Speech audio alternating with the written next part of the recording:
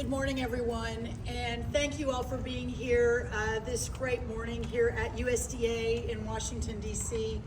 I especially want to thank my colleagues from the administration, Secretary Pete Hegseth, Attorney General Pam Bondi, Secretary Kristi Noem, Counselor to the President Peter Navarro, the incredible governors who joined us today from Arkansas and from Tennessee and from Nebraska, whom you'll hear from.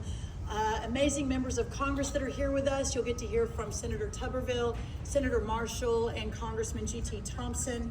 We also have leaders with us here in the audience from Alabama, from Arkansas, from Florida, Kansas, Nebraska, Pennsylvania, Tennessee, Texas, and West Virginia, who have joined us for this historic rollout to address one of the most significant national security threats facing our nation. But first, I want to say that we gather together at a moment when the power of nature is rendered especially vivid to us. The floods in my native Texas, which have carried away so many lives, many of whom my family knew, has caused so much heartbreak and brought so many tears. It touches every one of us, not just those of us from the Lone Star State, but every American who cares about their neighbor, and especially every parent whose heart reposes not within themselves, but within their own children. It is not within our power to ease their pain, nor should those most devastating losses be erased or eased. But what we can do is grieve alongside them, and I know that's what we are all doing. And we can also join them in a sorrow that honors the joy of their children's and their family members' lives. It is not and has never been God's purpose that we suffer, but it is within His design that we rely upon His creation.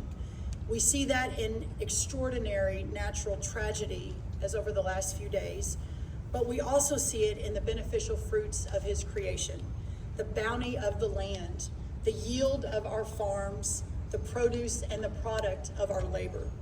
That dependency upon His goodness is part of His purpose. And so as stewards of creation, we have an obligation to protect it. In protecting it, we protect ourselves, and that's why we're here today. Nowhere is this illuminated more vividly than in the stewardship and conservation of our American farmlands. We're here to talk about that today, and we're here to address one particular facet of that stewardship, responding to one particular type of threat. The plain reality is that American agriculture in American hands is a positive good, a rich blessing that we carefully tend and upon which rests the sustenance and future of our republic. Every family, every home, every community depends upon what our farmers do, and they support and sustain us, not merely by keeping us materially fed, but by keeping us spiritually strong. The farm's produce is not just a commodity, it is a way of life that underpins America itself.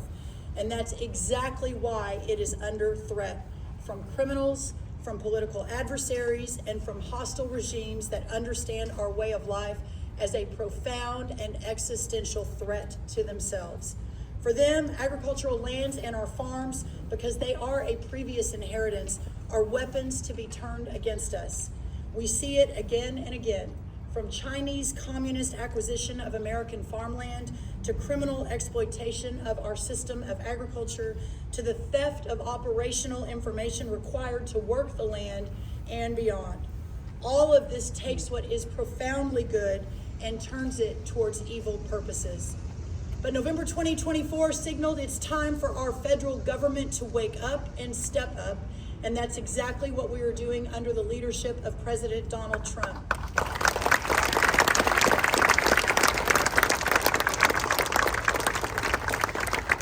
With this announcement today, we are taking this purpose and our American farmland back. American agriculture is not just about feeding our families, but about protecting our nation and standing up to foreign adversaries who are buying our farmland, stealing our research, and creating dangerous vulnerabilities in the very systems that sustain us. Reshoring and nearshoring our food and agriculture supply chain is essential for our nation's security.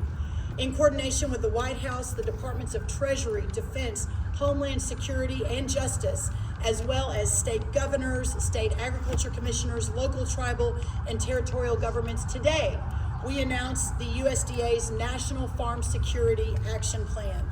This plan includes 7 key action items, and there's a lot of people here that I want you to hear from, so I'm not gonna go one by one, but just very quickly. It's on our website, the press has gotten a preview of it, and we can ask some questions once we finish the main program. But very quickly, and perhaps the most important, the first of the 7, is securing and protecting American farmland ownership. Actively engaging at every level of government to take swift legislative and executive action to ban the purchase of American farmland by Chinese nationals and other foreign adversaries. Standing on the shoulders of great governors, 3 of whom are standing behind me, who have already been leading the way on this issue. And at the federal government level, working to do everything within our ability, including presidential authorities, to claw back what has already been purchased by China and other foreign adversaries. Additionally, working with the Treasury of the Secretary of the Treasury, along with our Defense Department, on memorandums to ensure that moving forward, there is a much more intentional look at who is buying what in this country and from where they are in the world.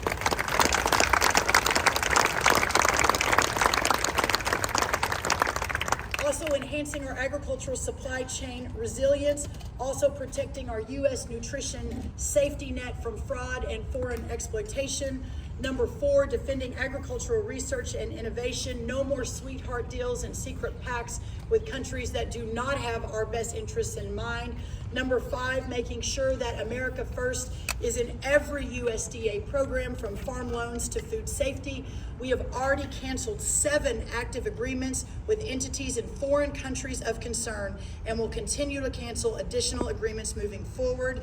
I signed a memo today, thank you, which immediately removes 70 citizens from countries of concerns that currently are affiliated with the USDA through contracts or research arrangements.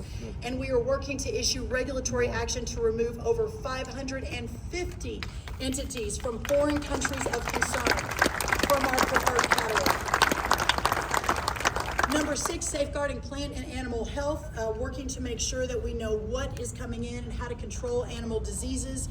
And number 7, protecting critical infrastructure from our farms and our food and our supply chains, again, along with so many partners across this government here in Washington and across our states. Now, please help me welcome to the podium the amazing Secretary Pete Hegseth. Thank you all.